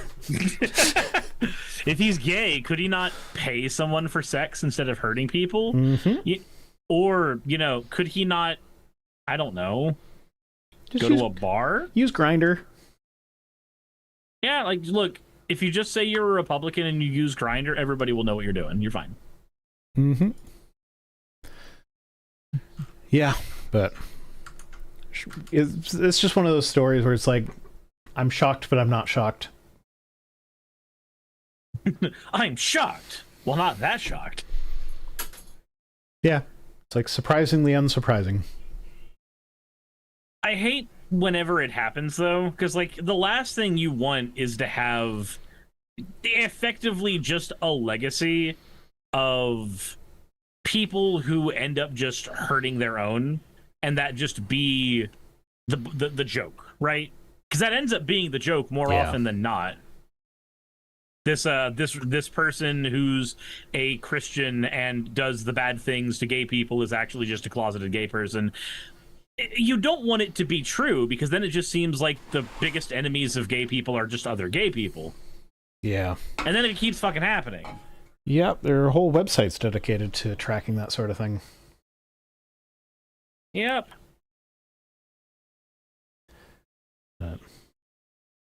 Yeah. Anyway, that's all I have to say about that. Bonus, this isn't really a news item. But I stumbled across this thread on Blue Sky, which was amazing. It's a whole thread of Kristi Noem as porta potties. So there she is in a green outfit matching the porta potties. There she is in a pink and white outfit matching the pink and white porta potties. Blue one, and it's just What? I don't know. I'm just curious. What kind of what flavor of autism is this? I don't know, but I love it. It's a beautiful thing. Huh. And it's Lenari says, there's "Oh so yeah, many of them. how's her anaphylactic shot treating her? Is she out of the hospital?" I hope not. I mean, wishing her thoughts and prayers. Thoughts and prayers. That's what I mean. But yeah, it's just a whole thread of her being compared to porta potties, and I love it. I'm here for it. He is a porta potty. It is befitting. Okay. I have to pee. I'll be back. Okay. I guess we're just gonna sit here while you pee, staring at Kristi Noem as a person who people pee in. I can't hear a word you're saying, and it's glorious. Looking at Kristi Noem made me have to pee. I don't know what to take from that. I don't know if I want to take anything from that. Can I not? Mirlana says she's not a porta potty. Porta potties contain shit. Yeah, Mirlana, are you saying that Kristi Noem is not herself full of shit? Are you not willing to die on the hill that this woman is full of shit? I'm willing to do that. Like, I'm willing to just say it outright. I think the woman's full of shit, and that's what you get when you're a porta potty. You're just kind of full of shit. Jeff Keefe, thank you for redeeming your points for an ada. You fucking degen. Justin says she is the shit. Okay, but would you say that a porta potty consumes shit? Because I would say a porta potty consumes shit. And if a porta potty consumes shit, then you would say that it's eating the shit. If you agree with the statement that you are what you eat, then that means Kristi Noem is shit. If she is a porta potty that consumes shit. So, yeah. Lenari says porta potties can leak. I don't want to think about Kristi Noem leaking. There's probably somebody with that in their Google history, and I don't want to meet that person. That person scares me. And if you are that person, don't tell me. Silly Shinobi says, ew. Sombrina says, I would goon on her. Threesome with Marjorie Taylor Greene. I came back at the wrong time. What the fuck? What part did you come back to? I put on my headphones and I heard threesome with Marjorie Taylor Greene. And I was, you know what? I was feeling bad because I'm like, as I was standing at the toilet peeing, I'm like, I'm not sure how far I stood up. You guys might have all seen that I'm not wearing pants right now. And then I come back to that. I'm like, nope, I don't feel guilty anymore. You got what you deserved. Yeah, no, thank you for following, Mikey, but I was just reading chat, and Sombrina said that I would goon on her. Threesome with Marjorie Taylor Greene, or what's her name from Fox News, and then never call them back. Sombrina's, maybe it's the Demi in me, but I could not. I couldn't bring myself to. Yeah, no, there's... I think we've talked about this before, how there was... I once came across a porn. Yes, I recognize the language I use there. I came across porn at where they, like, it was one of those ones where they're like leading into it, they're actually like just having a casual chat to get to know the actors and whatever, and it wasn't scripted. It was just kind of like off the cuff stuff. And one of the women was like, "Oh, I think Andrew Tate makes some good points," and I was like, I am now immediately not attracted to you anymore. Goodbye. Yeah, like boner be gone. Yeah, like there are some like doesn't matter how attractive you are physically, if you if you have certain beliefs or ideas or whatever, then it's just like, nope, I can't, nope, it's just not my thing. Yeah, I just... Do I think that I could find somebody who is a heinous individual attractive? Yeah, probably. In fiction.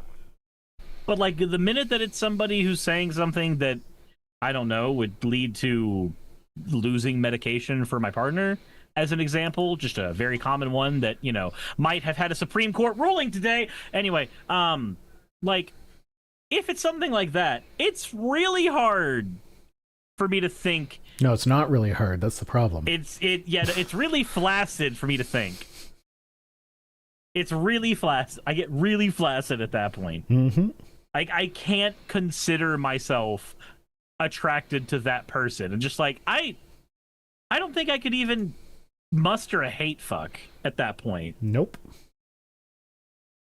It's just nope the fuck out of there. Absolutely not.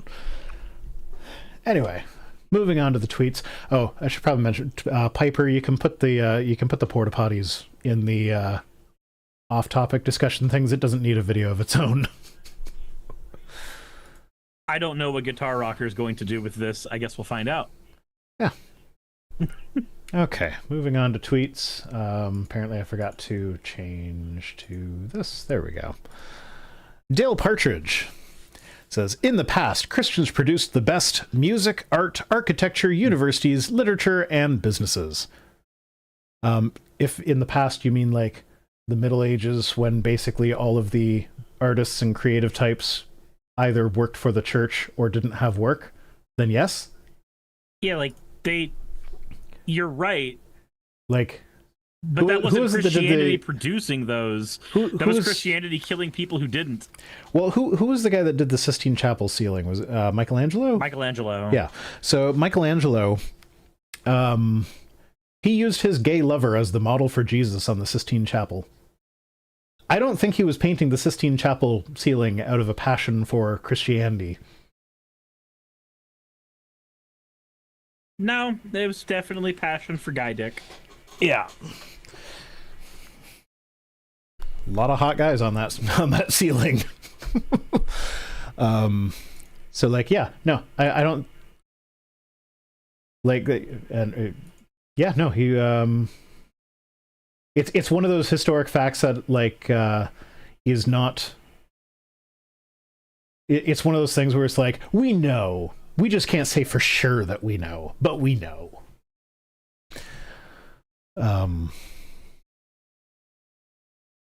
But yeah, and then they say today we need more than Chick-fil-A, Hobby Lobby, and In-N-Out. In-N-Out is a Christian company? Yes, it is. They put Christian Bible verses on the, like, there's the Bible verses. Sorry, they put Bible verses at the bottom of all their cups and on their paraphernalia. Okay, well, glad I've never gone there then.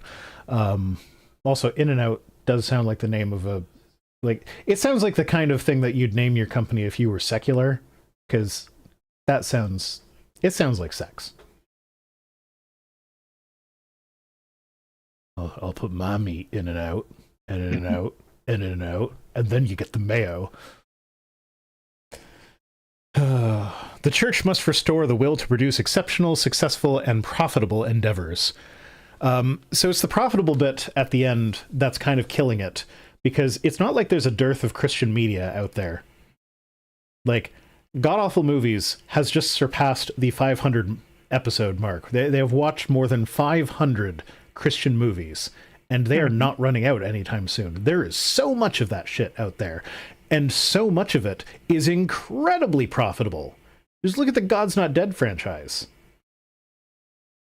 And like they throw minimal budgets at these things, and then all the Christians go to see them because it's Christian media. So we have to support the Christian media, and we have to pretend like we like it. Yeah, but the Christian media often sucks. Yes, like that's Seth my point. Andrews, is that Seth Andrews did a really good piece on all the like media that Christians just ape. Yeah, but it's like this is what I mean. Where profitable is what's killing the quality, because it's so easy to be a profitable Christian business in America.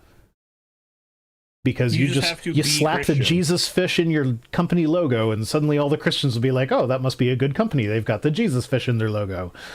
And so, like, the people making movies are like, well, we could spend a lot of money and put a bunch of effort into making a good movie, but we'll make a lot more money if we half-ass it.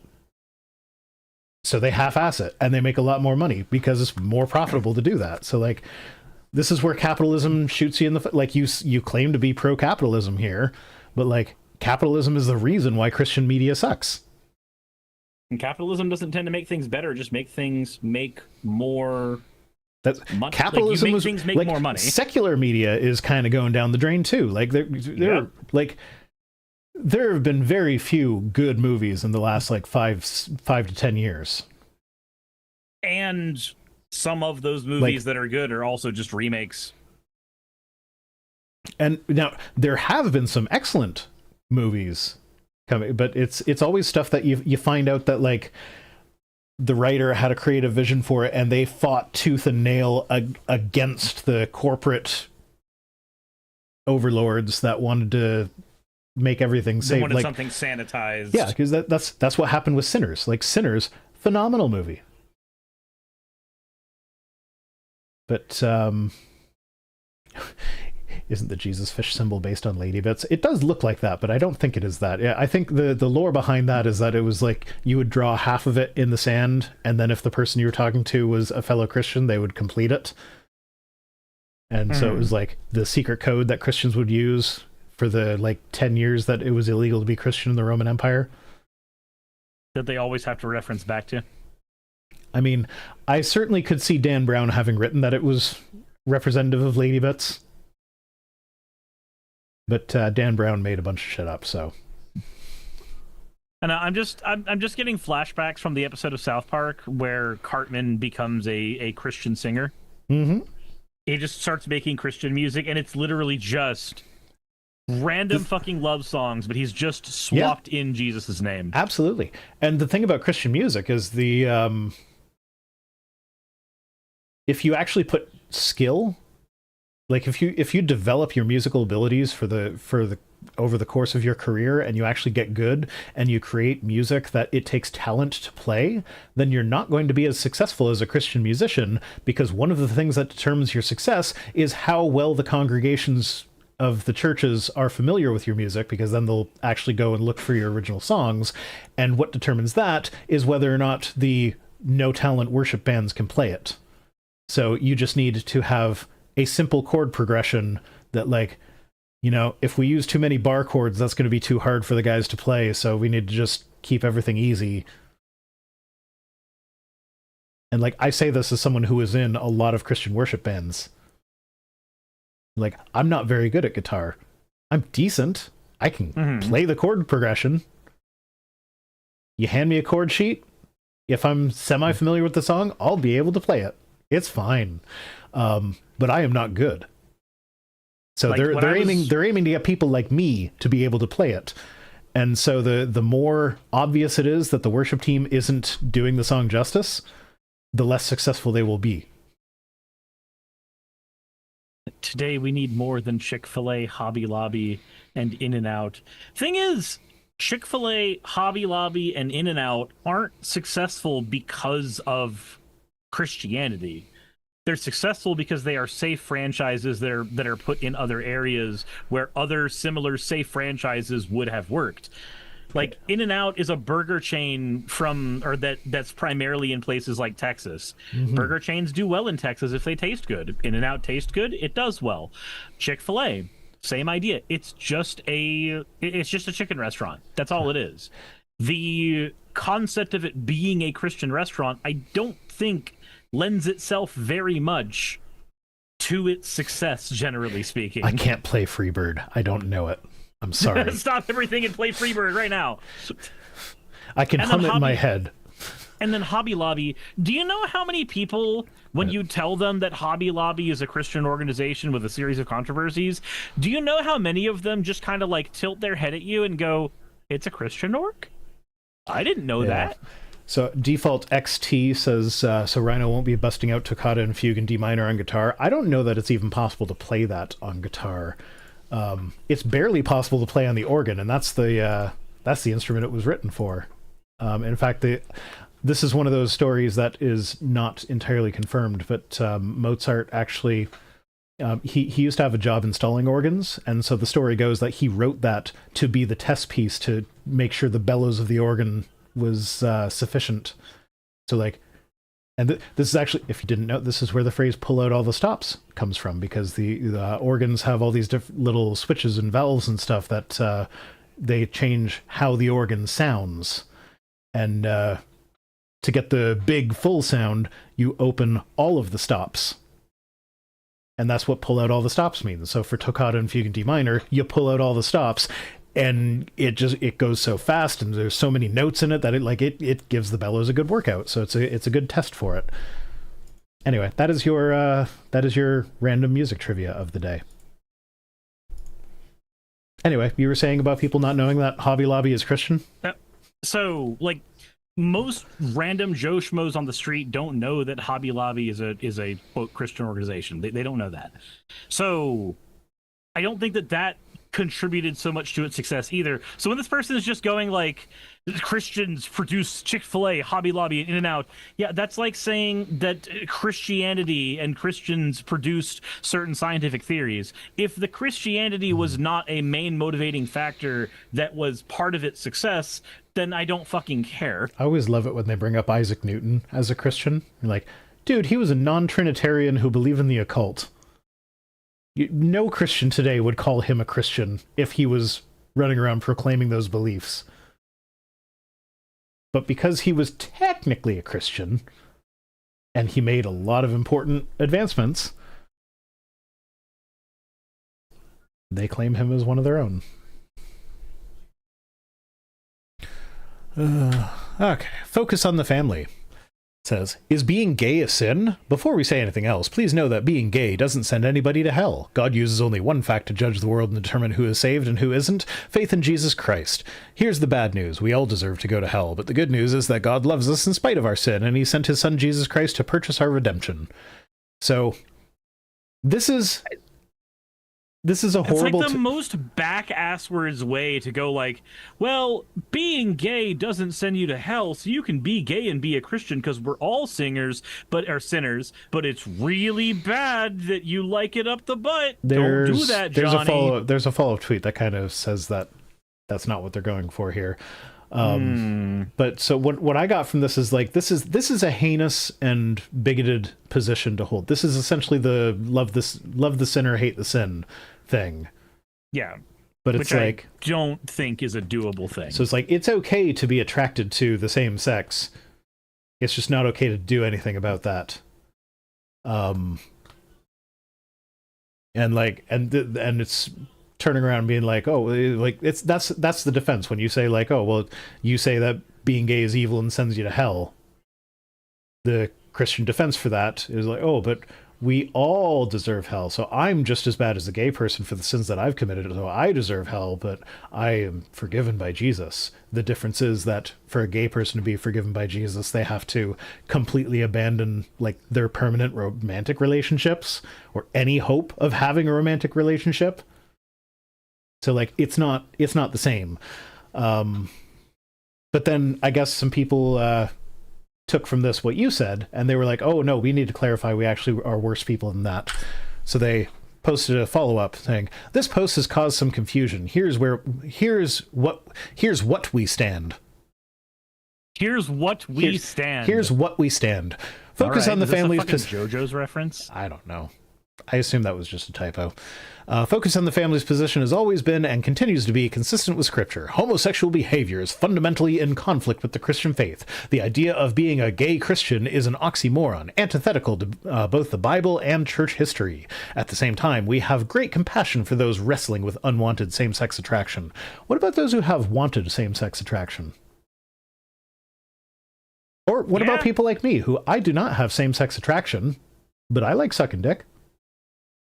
I'm not attracted to it. It's just a fun thing to do. I also don't have same-sex attraction, but if the wiener's on a girl, I'll suck it. And then for decades, we have walked alongside thousands of such individuals to help them steward their sexuality according to God's design. Those poor people, I feel bad for them. I don't understand the concept of, like, suffering from same-sex attraction. It's only suffering from same-sex attraction if you're not able to act on it. And you're only not able to act on it if you either... Well, actually, no. You're only not able to act on it if a bunch of people are breathing down your neck about it. Because I was going to say, if you can't find a partner, but then you can just watch porn, and that's still acting on your same-sex attraction. Mm-hmm. So, like, the only problem here is the fucking church. And then Fennec says, I don't suffer from it, I enjoy it. Indeed. So they try to torture away the gay. So, Pastor Greg Locke was an urgent prophetic word about Iran. So this was an unhinged rant video, because, I mean, it's Pastor Locke, so of course it is. Basically, his thing is we need to back Israel and attack Iran immediately, otherwise they're going to have a chance to activate their sleeper agents that are all over the world who are going to destroy the government or something. He thinks there's a bunch of Iranian sleeper agents just ready to take down the government. And he's like, he's saying that he's prophesying this, that it will happen if the United States doesn't, like, completely crush Iran immediately. And notably, he also called several prominent right-wing pundits like Candace Owens and Tucker Carlson. There were a couple others that he named, but he called them Jew-hating Nazis. So I'm like, I love it when the bad guys are fighting amongst themselves. Yeah. Dude, Tucker Carlson's been on a roll, just swinging at every other fucking Republican right now. It's beautiful. I love it. I covered his fight with Ben Shapiro, or Ben Shapiro's fight with him, rather. It's just one of those things where I don't care who wins as long as one of them loses. The moment in the Ted Cruz interview, because I haven't seen the whole thing, but the clip where Ted Cruz is like, yeah, we need to attack Iran, we need to do it, it's a strategic right thing to do. And then Tucker just goes, how many people are in Iran? Do you know?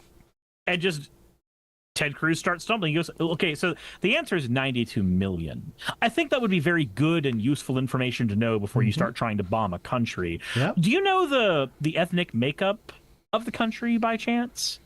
And then, like, Ted Cruz goes, well, I know there's some Persians there. And like, yeah, you just, like, I'm so happy that you watched 300. Congratulations. And Tucker just starts clowning on him on that, basically going, it's really weird that you're so gung-ho about killing a bunch of people when you don't know fuck all about them. Mm-hmm. Don't you think that's a weird thing to do, Mr. Cruz? Like, don't get me wrong, Tucker Carlson's still an awful piece of shit. He's just an awful piece of shit that happens to be right in this one instance. Correct. Yeah, what a fucking weird timeline we live in, where I can find myself agreeing with Tucker fucking Carlson about something. I mean, it's a clock, or a broken clock scenario, because the reason that Tucker Carlson came to his conclusions is not because of some, like, love for humanitarianism. It's because he's an isolationist. He's part of the Republican wing that is America First isolationist, which is like the same. Actually, America First, not the Donald Trump. America First means what I mean it. Yeah. When I say it. Did you see the thing where, like, he thinks he invented that term? Yes, I did. And I covered the Ben Shapiro bit where Ben Shapiro argues that he did. But America First has literally been around since before he was born. Yeah, I was like, despite the fact that Dr. Seuss made cartoons clowning on it. Yeah. Yeah. Anyway, I decided not to pull this 6-minute video and make you guys watch it, because it is unhinged. But yeah, Greg Locke thinks that there's Iranian sleeper agents that are about to be activated to destroy the government. So Yeah, bet you he'll definitely own up to being wrong about that when it doesn't happen. Or more than likely, anyone who does something in the government that he disagrees with, he'll be like, that's a sleeper agent. Okay, sorry, there's a bunch of long ones today. Text. So Matt Walsh says, there's a lot of intentional obtuseness going on. Some of us are warning that we don't want a regime change war in the Middle East. Then we get throngs of accounts yelling at us that Trump isn't doing a regime change war, so we should just shut up. Yes, we know he's not yet. We're speaking up loudly now because we want to make sure it doesn't happen. We've been alive for the past few decades and we know how these things often go. We also hear highly influential war hawks like Lindsey Graham openly and explicitly calling for regime change. It is perfectly reasonable for us to worry about such a possibility. So here's the thing. The main reason I pulled this is because it's a delightful irony that, like, those of us on the left have been warning about Trump's authoritarian tendencies for nigh on a decade now. And everybody, including Matt Walsh, was like, oh, you guys are overreacting. You don't need to do, like, no, he's not a fascist. Like fucking Fetterman was like, oh, no, he's not a fascist because the military during his parade weren't literally goose-stepping. Like, okay, our soldiers were allowed to bend their knees during the birthday celebrations for Dear Leader does not make him not a fascist. Like, the goose step was certainly something that the fascists used, but that doesn't mean that you have to use it in order to be considered fascist. There are other warning signs, but like, we've been told to like just calm our tits for ages now, even when it's like staring us in the, like he's sending the military after civilians. He's arresting elected officials. And we're told, oh, this isn't fascism, this isn't authoritarianism. But we've been ringing these warning bells for ages, and people like Matt Walsh have enabled that sort of thing. So now they're turning it on him because he's been like, hey, this is a step too far. And suddenly that attitude that he has been cultivating for a decade now is turning around to bite him on the butt. If you do nothing but instill fanatical fervor in your base, do not be surprised when that fervor turns into something you don't like. Yeah. And then my favorite was that Nick Fuentes responded to this by saying, you work for Ben Shapiro. Is the only thing that he can muster, you're a Jew, and you work with Jews. Basically, yeah. That's essentially it. I can't see what else he would be, like, what other reason he would have for saying that. Like, we get it. Ben Shapiro's Jewish, and? I don't know, I just like that they're all fighting amongst each other. So my problem is that we watched a schism happen between like the hardline MAGA and your more basic, neocons and paleocons. We saw this shit happen near the end of Trump's presidency before. Mm-hmm. And guess what? It didn't fucking matter because we're still here now. Yep. So I don't. The fucking Democrats are like kicking people out of the party for trying to rock the boat. Yeah, kicking David Hogg out of the party for trying to rock the boat. And fucking Fetterman is like, I don't understand why people booed me. I'm a Democrat. It doesn't matter that you're a fucking Democrat. Philadelphia hates you. Mm-hmm. Yeah, no, you ran on a platform that you are not advocating for now, and you turned into basically a Republican light. So yeah, they hate you. The D beside your name does not automatically mean you are loved and adored. If you wanted that, you should have run as a Republican, but then you would have lost in that district. Yeah, it's the agitating thing to me is that Fetterman had a stroke and turned into a dino. First off, I don't really like the Democrat name only thing, because that's too much of a you must agree with the party thing that you see on the Republican end of things. I would much rather tolerate disagreement on our side.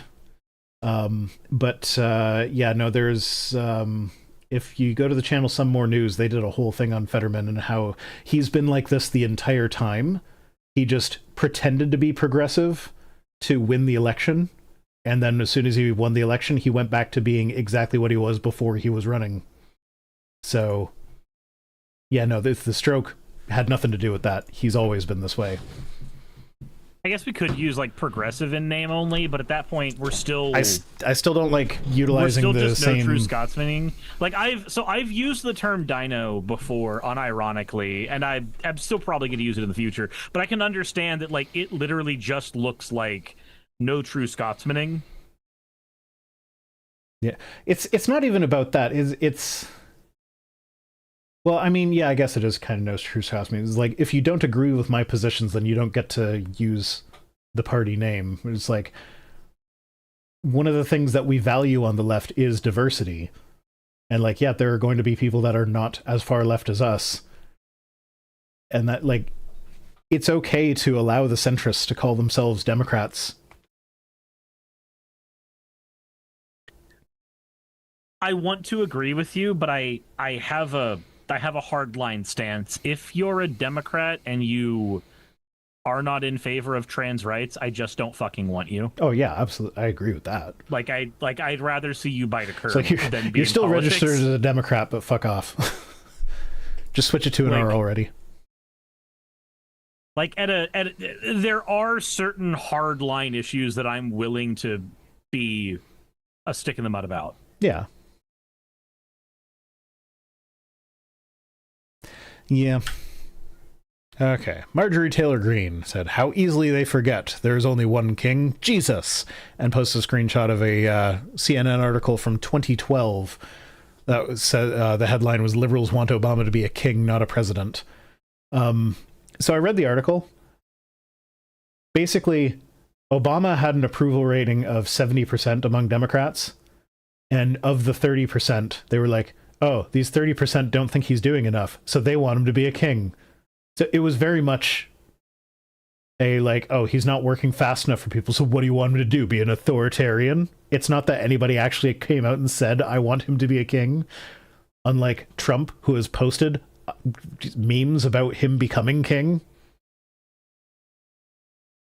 Yeah, like, the idea was floated a few times during the Obama presidency from the Republicans that he would try to use things like martial law in order to extend his presidency, stuff that never really happened.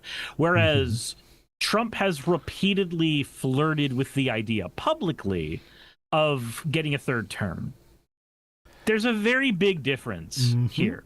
Also, when Obama got stonewalled by Mitch McConnell for trying to get a new Supreme Court justice in when one of the justices died, Mitch McConnell stonewalled him. And instead of going over his head, he respected the division of powers and let him do his thing, which I think is a stupid fucking thing to do. And it was stupid fucking then, and it's stupid fucking now. But by comparison, that's not what Trump did. Trump did everything in his power to make sure that not one, not two, but three justices went in under his time, even when he was potentially a lame duck, because we didn't know if he was going to get a second term when he went up against Biden, and then he didn't.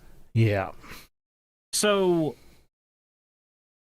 here's the thing that ticks me off about this more than anything. It's the term king. I understand that from a flavor perspective, things like the No Kings protest and the liberals don't want Obama to be a president, they want him to be a king. The word king carries a lot of weight to us in America because we have a particular history with the term king. But the term that actually fucking matters here is autocrat. The actual word for what Trump is and what he's been trying to do is autocracy, which, yes, most kings are autocrats because they can be. An autocrat is anybody who ignores divisions of power and tries to have full control over everything. Trump does that. He's an autocrat. Yes, kings are also autocrats, but you can be a president and be an autocrat, whereas you can't be a president and be a king. And I feel like part of that might be me being pedantic, but I've also seen so many goddamn arguments about the No Kings protests on my feed over the last, 3 days. This is a thing that I kind of want to be a stick in the mud about. Yeah. Yeah. Let's see. Well, I mean, it's worth mentioning that, the White House, the official White House Twitter account did post a picture of Trump wearing a crown. So, like,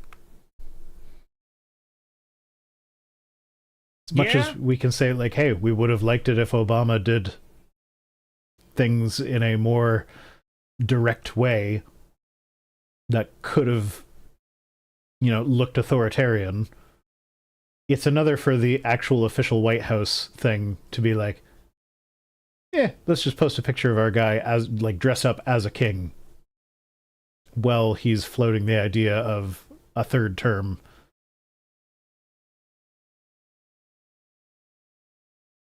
Just, it's frustrating. Oh, so Tiger... Oh, this doesn't look like Twitter. No, this is my YouTube comments. So Tiger Owl Monkey said, what are the pleasures of life? They're either unhealthy, illegal, or immoral. Give one example of a pleasure that doesn't fall into one of those categories. Enjoying a nice meal. I mean, that can be unhealthy depending on what you're eating, but, like, I like vegetables. I ate a couple of beaver nuggets. That wasn't super healthy. I have to explain what those are now, don't I? Well, we have a snack in Canada called beaver droppings, so I'm wondering if they're the same thing. So beaver nuggets are a snack from Buc-ee's, so you're already not going to like them because it has, it's made by the cult. They're stealing it from us. So beaver nuggets are basically corn puffs covered in chocolate. Oh, that sounds disgusting. Yeah, it's pretty good. Well, beaver droppings are like nuts and pretzel sticks, also covered in chocolate. But yeah, getting lots of people watching a sunset. Yeah, that's not unhealthy, illegal, or immoral. But so this was in my... What I found funny here is that this was on my video talking about the arguments for Christianity, or arguments for God, that I went through the top 10 or whatever and explained why I don't find them why I don't believe them. One of them was Pascal's wager, which isn't really an argument for God. But what I found hilarious about that is, like, I quoted Pascal because he wrote about how, like, if you can't make yourself believe, like, he recognized that you can't make yourself believe. So he's like, okay, well, if you can't convince yourself to believe in God, then you should sacrifice pleasure. And then that will cause you to grow in faith. So he, like, and those are the words that he used. He said that you're giving up your pleasure in order to grow your faith. And so many people in response to that was like, well, you don't have to give up pleasure to be a Christian. Clearly, you don't know what it means to be a Christian. You're like, I was just quoting the guy that came up with the goddamn argument, man. Like, but on top of that, like, this person is clearly thinking of, like, things like drinking or sex or drugs or whatever. And it's just like, okay, but there are plenty of atheists that don't do those things. And, like, yeah, technically I'm living in sin right now. We have sex outside of marriage every time we have sex. But, like, it's not functionally different from if we were married. Yeah, there's nothing different other than a piece of paper, really, at that point. Yeah. So, I don't know. I'm not going to follow Pascal's advice and give up all my pleasure in this life in order to hope that maybe I'll grow faith to maybe end up in the Christian heaven.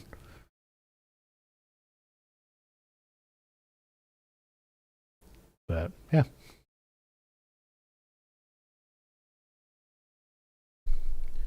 What do we have next? What would be having sex adjacent to marriage? Cuckoldry?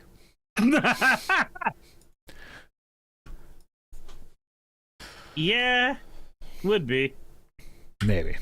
Frank Turek says, if you don't have somebody that can speak truth into your life, a mature Christian, then you need to find somebody who can and give them the permission to do so.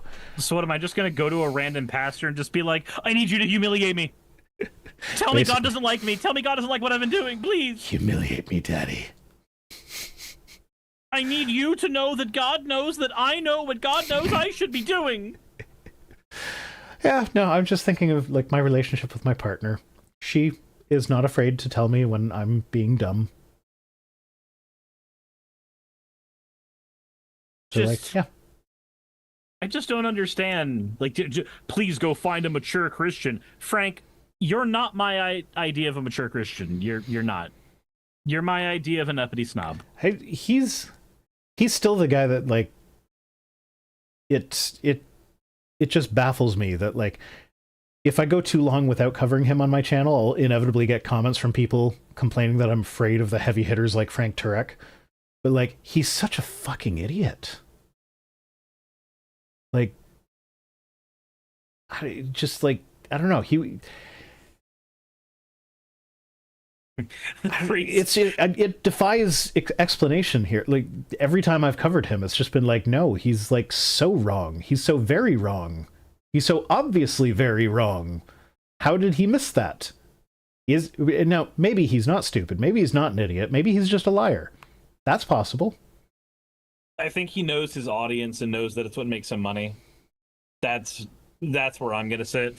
Like, unless I find out one day that Frank Turek actually makes his money working at a fast food joint and this is just his hobby, I'm going to assume it's because this is what his audience wants.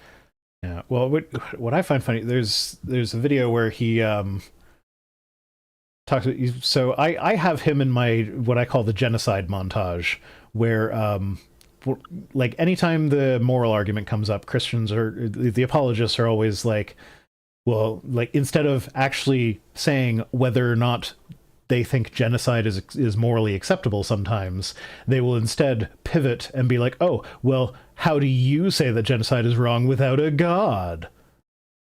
And that's where I have my genocide montage, where it's like, okay, well, here's the thing. When you guys talk about the genocides, you don't appeal to God's nature as being the reason why they're acceptable. You appeal to utilitarianism. You're like, oh, the culture that they wiped out was so very, very bad that it brought about a greater good to wipe them out than allowing them to continue to exist.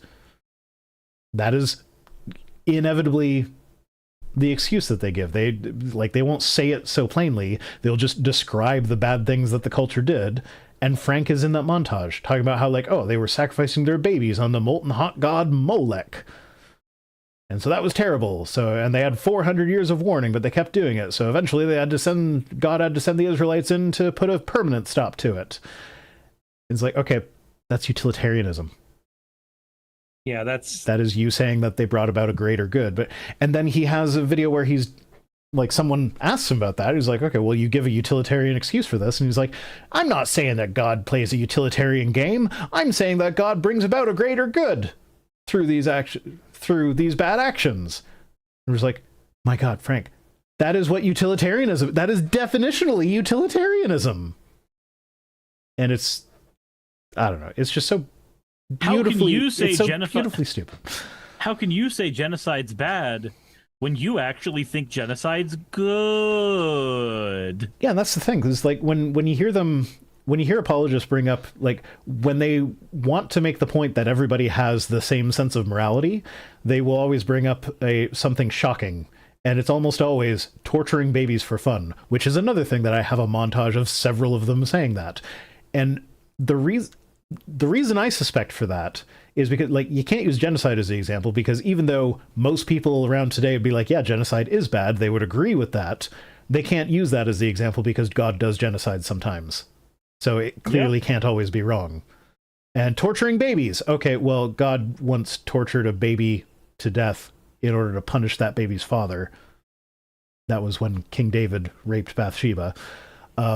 So we can't use torturing baby. We can't use torturing babies as the example because God does that sometimes. Also, what happened to Job's kids? Job's kids. Well, they weren't babies. They were adults. They were adult children.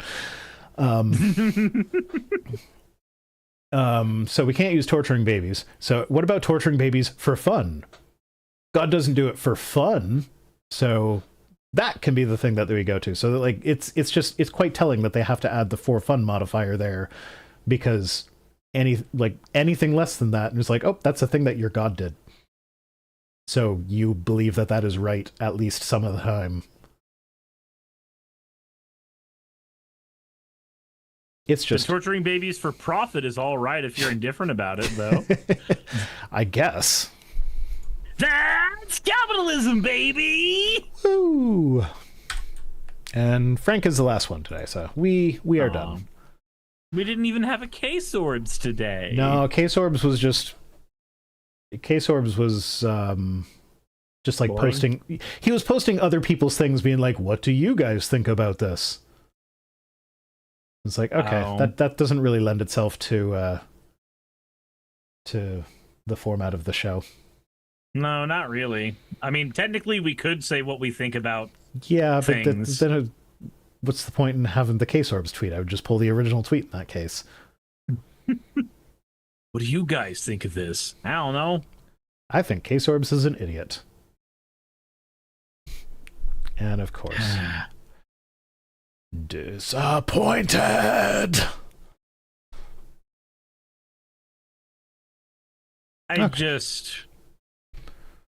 I hate this timeline. You know that, right? Yeah, we all do. We are in the stupidest timeline. We are. And it doesn't seem to get any better. Are you continuing to stream after this? I don't think so. I am... Guy, fuck. Ah, why? Okay, okay. No, I get it, stop I get it. You yawn. don't need to ham it up. No, that was me trying to stop the yawn from continuing. I'm not sure I believe you. Yeah, you don't have to believe me. That's entirely fine. Chaz Dog says, yo, it's your boy K-Sorbs. Disappointed crowd, let's go. It's Skibbity Sorbs. It's your boy Skibbity Sorbo here. Oh my god. But no, I don't think I'm going to because I have a toothache and it's not going away and hasn't gone away in days and it seems to be exhausting me. Okay, well, you're the only person that I follow that's live right now, so I'm not rating anyone. So, Okay. So, yeah. Thanks for joining us, everybody. As always, fuck off. Oh, whoa.